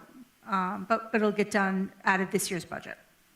It's not, it's the middle school and the practice turf. Middle school and practice turf, about 50,000 apiece. When the new stadium field was redone, we already knew that we had to change the logo at that point. We had design already approved, but we had them go back and change the logo. We didn't know what the logo actually would be, which is why there's an M. But so we saved the cost of having to replace that based on the timing when we did that field. Is there anywhere else that is pending, or that are we going to actually complete every single location of the logo, or are we going to have to at some point? Yeah, at the worst case scenario, we would do temporary measures to cover up old logos in a couple of the scoreboards. But we definitely have a plan. We'll be all ready and in compliance for the next school year. All right, any other questions on facilities? All right, hearing none, Trustee DeLulo? Okay. It's all yours. Thank you, President Schneider. The Finance Committee met on January 7th at the Fall School in the PD room. Started at 7:07 p.m., ended at 8:17 p.m. The attendees were myself, Trustee Jennifer Travis, Trustee Michael Mongan, Superintendent Christine Tona, Assistant Superintendent for Business Alyssa Murray, and the Director of Technology, Ben August. We went through the financial reports, which should be approved in the agenda forthcoming. Trustee Travis and myself asked a variety of questions regarding specific warrants and claims auditor report. We went through the budget priorities, which you've seen on the slide. And what else did we do? We also went through the presentation. We gave some suggestions, which were, thank you, Alyssa, for taking our suggestions. We reviewed the enrollment data. We also talked about BOCES, the COSERS analysis. So COSER stands for Cooperative Services. It's related to BOCES expenses. MAPAC is one of the top customers for BOCES. We spend an estimated $12.2 million. I'm not sure if that's last year, but around that number. And 75% of which is in special ed, CTE, and technology. We talked about doing that, and we're also in the process of getting what's aidable. So a lot of times you hear the term, there's aidable, but not everything is aidable at the same rate. So we're going to dig a little bit deeper into that. We talked about future budget, finance meetings, and we also talked about a detailed discussion of a item-by-item review of the budget at a future finance meeting where we would go, the finance team would do that, and then also send that item-by-item to the board to review it in further detail. Again, the meeting ended at 8:17. The next meeting is a week from today. Where does the time go? February 4th, 7:15 in the PD room. Back to you, Mr. President. All right, thank you, Trustee DeLulo. Any questions on the finance report? Okay. Next and final for the subcommittee reports is going to be for Trustee McCracken for the policy committee report. Thank you, Mr. President. Good evening, community. How are you? The policy committee met on January 17th at 5 p.m. in the fall school PD room. President was myself, trustee Lisa Carway, President Jonathan Schneider, Superintendent Christine Tona, Assistant Superintendent Dr. Matt Lawrence, District Clerk Melody LaRocca, and our attorney Pam Bass. There was 2 items on the agenda. The first was a continued discussion on a reform to our public comment process. My proposal basically changes the language, strengthens it for the public to have more power, and it really gets rid of all the unfriendly, restrictive language that's currently in our current policy, 1230. I also am proposing to increase the time for the public to speak. 1, removing the cap. There's a current cap in the policy that says after 30 minutes of the public speaking, regardless of how many folks want to step up and speak, the agenda item ends, we move on, unless the board votes in the moment. My idea is to remove that cap, and the other is to take the 3 minutes per person and either increase it to 4 minutes, 5 minutes, 6 minutes. That's at the discretion of the Board of Education. After a robust discussion on preparing that for the agenda, that was recommended to go to the work session. It was for the work session discussion. It was eventually tabled for a future meeting for the board, all 9 of us, to continue to hash that out before it is on an agenda for a vote. The second item on the agenda was another continued discussion on a potential policy barring school board candidates from campaigning on school grounds on board and budget election day. So there is many concerns, 2 fields of thought for this. There's port of entry from the middle school to the high school, where many candidates will often frequent it. So there was a discussion on potential code of conduct on how candidates conduct themselves, safety concerns with cars coming through, or just an outright ban and saying the time to engage with voters is all the time prior to the election. So it was a robust discussion. I do recommend to the community watching the video. All committee meetings are now recorded and posted online. You go to the district clerk tab or Board of Education tab. Melody, it's either the Board of Education tab or the district clerk tab. You'll see a subcommittees link, and under every committee meeting, not only is there written minutes, but there's a link to watch the video of the committee meeting. So it was a good discussion. Right now, that's not being proposed to the full board. Where we left it was the attorney was going to bring up several options and avenues to see what would be that. So that is still being discussed by the policy committee. The next meeting is going to be next Thursday, February 6th at 4 p.m. The agenda is still being built, but in the name of transparency, I will mention some things that's already locked in for the agenda. We're going to get a follow-up on a survey that went out to teachers on cell phone usage and how that impacts classroom learning. We're going to take a review of what the governor just proposed for potential state policy on cell phones. And there will most likely be a continued, like I said, discussion on that proposed policy for campaigning on election day. There's going to be more, though, so we're building the agenda out, and I look forward to it, and I want to thank the members of the committee for their work, our president for attending, and our superintendent and Dr. Lawrence for being there, and our district clerk. So I yield back. Thank you. All right, thank you.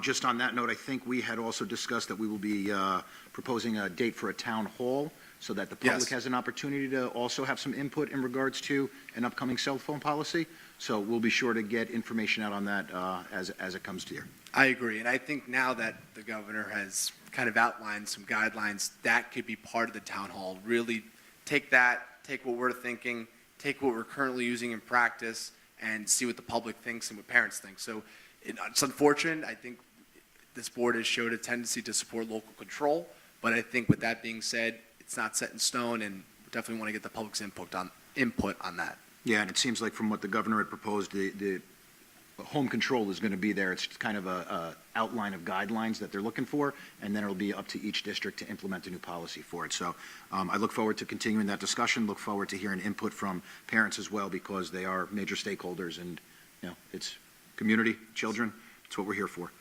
Any questions for for policy committee before we move on? All right, hearing none, then we're going to move on to new business. First item on the agenda for new business is tax exemptions for volunteer firefighters, volunteer ambulance workers that will be in neighboring districts. I will offer this resolution as pre-filed with our district clerk. Can I get a second on this? Second. We have a second. We'll open this up for discussion. Any discussion? All right, hearing none. Should we do a roll call vote on this, district clerk? Sure. Thank you.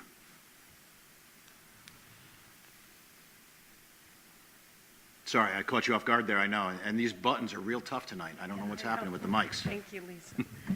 Trustee McCracken? Aye. Trustee Savino? I will abstain. Trustee DeLullo? Aye.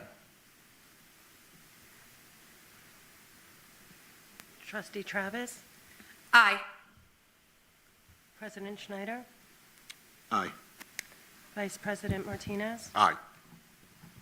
Trustee Morgan? Yes. And Trustee Carway? Aye. Thank you. All right, so the motion passes by a vote of 7 ayes, 1 abstain, 1 absent. Next item on the agenda is going to be the tax exemption from Cold War veterans. I will offer this resolution as well as pre-filed with the district clerk. Can I get a second on this resolution? Seconded by Trustee McCracken. We will open this up. Any discussion on this? All right, having none, District Clerk LaRocca, if we could get a roll call vote on this one as well, please. Trustee McCracken? Aye. Trustee Savino? Yes. Trustee DeLullo? Aye. Trustee Travis? Aye. President Schneider? Yes. Vice President Martinez? Aye. Trustee Morgan? Yes.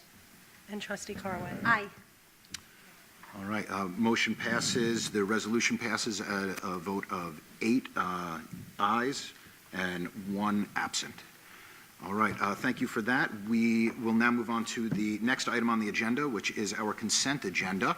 Before I request a motion to approve that, do we have any discussion on any of the items there?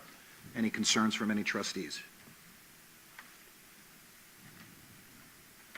All right, hearing none, I will look, can I get a motion to approve the consent agenda? So moved. That is Trustee Savino. Can I get a second? Second. Seconded by Vice President Martinez. All in favor? Aye. All right. Any nays? Any abstentions? It sounded unanimous. All right. That approves our consent agenda. The next item on our agenda. President Snyder, Yes. can I just want to make a comment before we get to? Sure, absolutely. It'll take about 2 minutes if I do it quick. This is related to commentary. So the Board of Education welcomes feedback from parents and the community. The board just approved public comments at our working session and committee meetings. At all meetings, we require communicating with respect and decorum.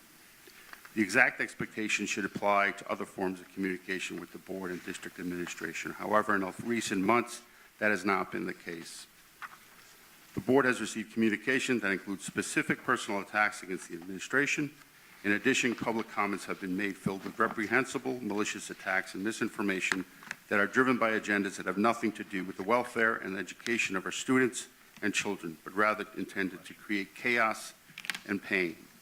We would not tolerate our children expressing themselves in this manner. Sorry, Trustee DeLullo, if you could, you have to make it known that you're speaking for yourself and not for the board as a whole. Because you're saying we. Because you're saying we.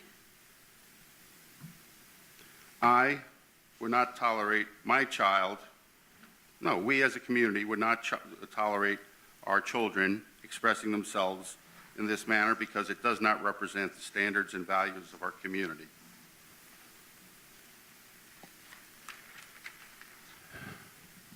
I think the large majority of students and their parents are happy with how Mayapack schools have been running and are just too busy living their lives, working hard, raising their children, driving them to sports practices, attending concerts to stop and tell the board how well things are going. Maybe it's time to hear from this group. This is a great school district with great educators and outstanding students. If you come in the door, you should have received this flyer that shows some of the accomplishments from the last year. Is our district perfect? No. Do we have challenges? Of course we do. So how do we fix them? By working together with the district administration as a respectful community, holding the administration accountable to the strategic plan that was passed a few years ago and the goals that the Board of Ed has approved. You all have the right to tell the Board of Ed your opinion, and we are here to listen. But with that right comes the responsibility to communicate with respect, purpose, and just plain decency. I yield back. All right. So for the next item, that will be public comment. It is piggybacking on what Trustee DeLullo said. We ask that all speakers adhere to policy 1230 in the following fashion. We want to request that we maintain a public decorum that's appropriate for a school, address the president of the board and not individual members. We will not tolerate obscene language, libelous statements, threats of violence, statements advocating racial, religious, or other forms of prejudice. Comments and questions should be made in a respectful manner, and no personal attacks or criticism of any individual connected to the district are permitted. With that, I will open the floor for public commentary. Do we have anyone signed up for that? District Clerk LaRocca? No. Okay, so now that we've gone past that, would anyone in the audience like to have a comment?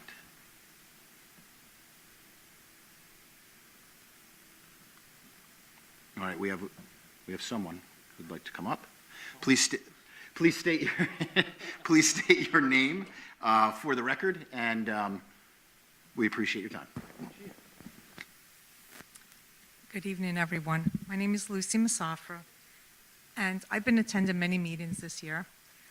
The last meeting that we had was the work session. I'm here to talk about the budget. I just want to remind the community that we do have over $10 million sitting in a tax cert, where we still have not heard what is going to be done with that money.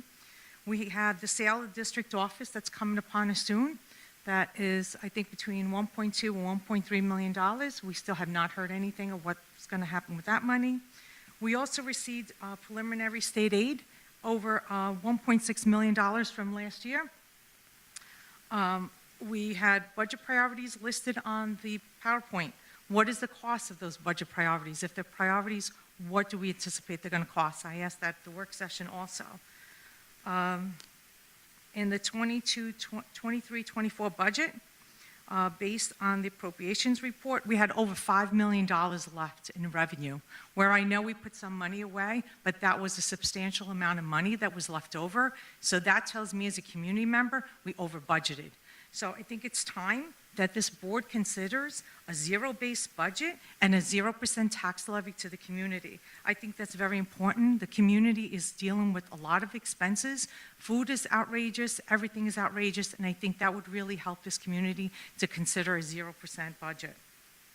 Our neighboring district has already done a line-by-line budget and is available online. I really think we need to have a line-by-line available sooner than later. The other thing I wanted to talk about is the proposed policy of not electioneering on school grounds. Back in June 8th of 23, this was brought to the policy committee, and our attorney at the time confirmed New York state law allows that candidate is allowed to campaign on school grounds on election day 100 feet from the room that holds the voting machines. I just want to remind this community that attorney advised the district that we could face potential viewpoint discrimination should this law not be adhered to. This is in the minutes that are available on board docs to the whole community. I advise everyone to take a look at that. It's important that we make sure First Amendment rights are never taken away from any community member. Thank you. All right, thank you for your time on that. I definitely address, so one thing that was talked about in policy was in regards to what the district is able to control with an election, and it is time, location, and manner. And those are the three items that the attorneys will be looking into. So it's definitely noted in regards to New York state law, but we do have someone who works closely with the state, so if you want to change that, you know who to go to. All right. Thank you very much. Anyone else from the audience? Yes, please come up. Thank you.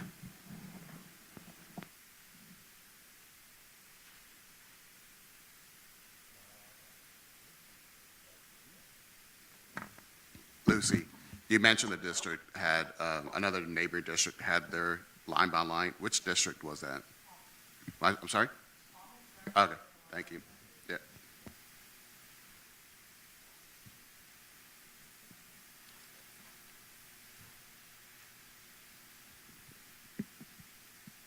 Go good? Okay. Good evening. I just wanted to say that last night's Nicole Iacono. Last night's safety symposium was very informative, and I do wish that there was at least a little bit of allotted time for a question and answer. Having all of our teams here, I feel like it could have been a little better for that. And there is a QR code I know that we can submit questions to. Will those be publicly answered for everyone to be able to see?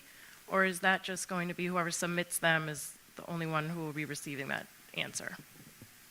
I know that Mr. Bilyeu is handling that, so he's compiling the questions. I believe he had one question today, and he did reach out to the person. Right. So he's keeping a list of the questions, so that's easy enough. We can share that information. Yeah, I think that would be a great thing. Also, I did want to touch on the policy for that Tanner was looking to extend public comment time. And as you can look around in this room, we don't really have many people who do attend these meetings, unfortunately. I wish we could somehow bridge that gap. I do think maybe allowing a little bit more time for people to speak, figure out their thoughts. It is hard to come up here and speak. It would be more inviting for them to come out. And it is nice to hear from the community. That's your role, or part of your role. So I do think it should be a pretty easy vote on that. Also, the meetings, the subcommittee meetings, is there a way that we can figure out how to schedule it better? I see a lot of jumping around, and I personally love to come out to these meetings, and I want to learn. But in order to do that, I have to schedule time. I have children, people work, and I'm not trying to specifically pick, but I know you said policy was at 4 o'clock, so I'm just going off of that. Last I looked, it was 5 o'clock. Ad hoc was 6, and then, ad hoc was 5, policy was 7. Okay, yes. So now I'm hearing 4, so that's kind of difficult for the community to come out, especially for a subcommittee for policies, right, where we should be getting input. It is our school district. So I wish we can figure out a better way to do that. And lastly, this is a role that you guys have been elected by the community. And you should always want to hear feedback from said community. If you can't handle that responsibility and the criticism that comes with that, maybe for your own mental health, this isn't the position that you should be in. And that's that. Thank you. All right, thank you for your time and your comments and recommendations. And I think the Q&A session, I think I remember seeing Sergeant Pizzuto's slide, there was something for Q&A, but we never got to it. But yeah, if we could, maybe that's something we could do, but definitely something for Mr. Bilyeu to look at. All right. And Mr. President, I'd like to respond because I do think the comments were true about, obviously, it's hard to follow along with participating in committee meetings. This time was changed from 7 to 4 next week, because the scheduling conflict on my part. I love when you come to the meetings. I want more people to come to the meetings. So that is definitely something that we obviously want to have the date out far in advance. I'm also balancing that with we're all volunteers as well, trying to get every committee member there, trying to get everyone in the room, the time that works for us.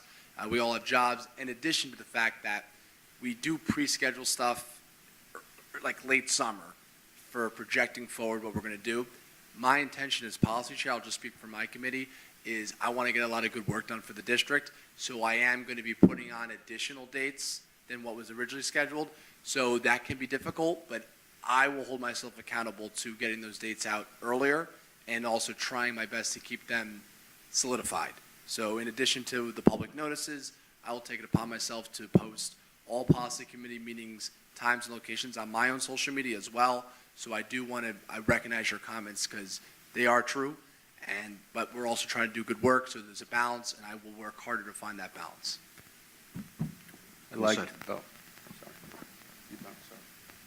Yeah, Trustee DeLuca? Yeah, I just want to respond to the comment about the budget review. So in my report, I did say that the Finance Committee is going to do an item-by-item review. So a neighboring district, which I'm not going to name, may have another situation. They may have had a history of issues in the past that we're not aware of. And it has nothing to do with how we're running our stuff. So we are going to do that. I said it at the meeting, the finance meeting on the 7th, and I said it again tonight. So we are going to do that. So just want to make sure people understand that we're doing as much due diligence as possible. And you're welcome to come. Unfortunately, I will not be at the meeting next week, but if anybody has any questions, about, you can you should call the district, but I have no problem talking to anybody. You can ask my wife. Thank you.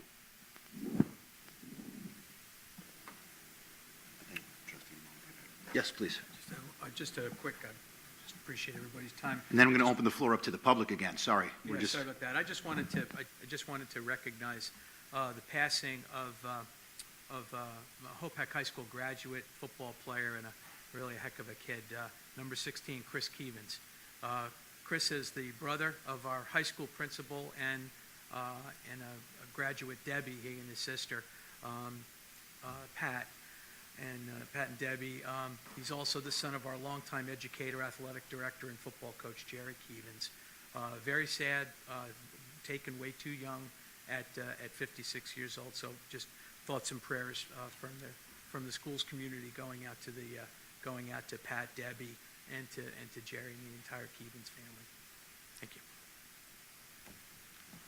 Yeah, thank you. Thank you for that. Well said. Tough loss. Any other comments from the board? I'm going to open it back up to the public again. Anyone else in the public have any comments that they'd like to make? Thank you.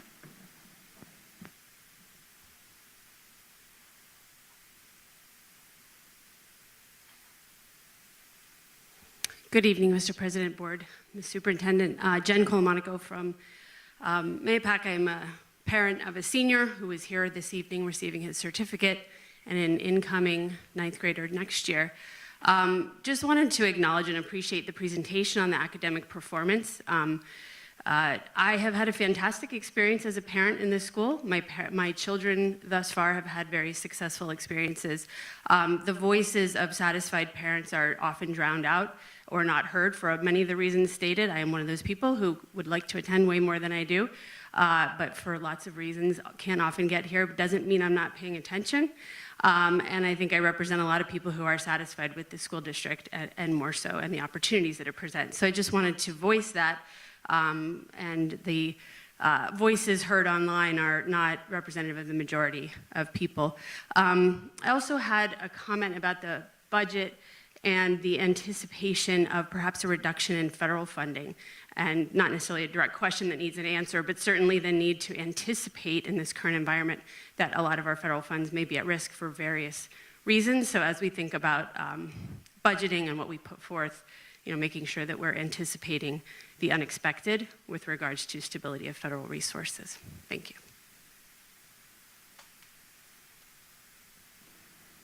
Thank you very much for those comments. Anyone else from the public?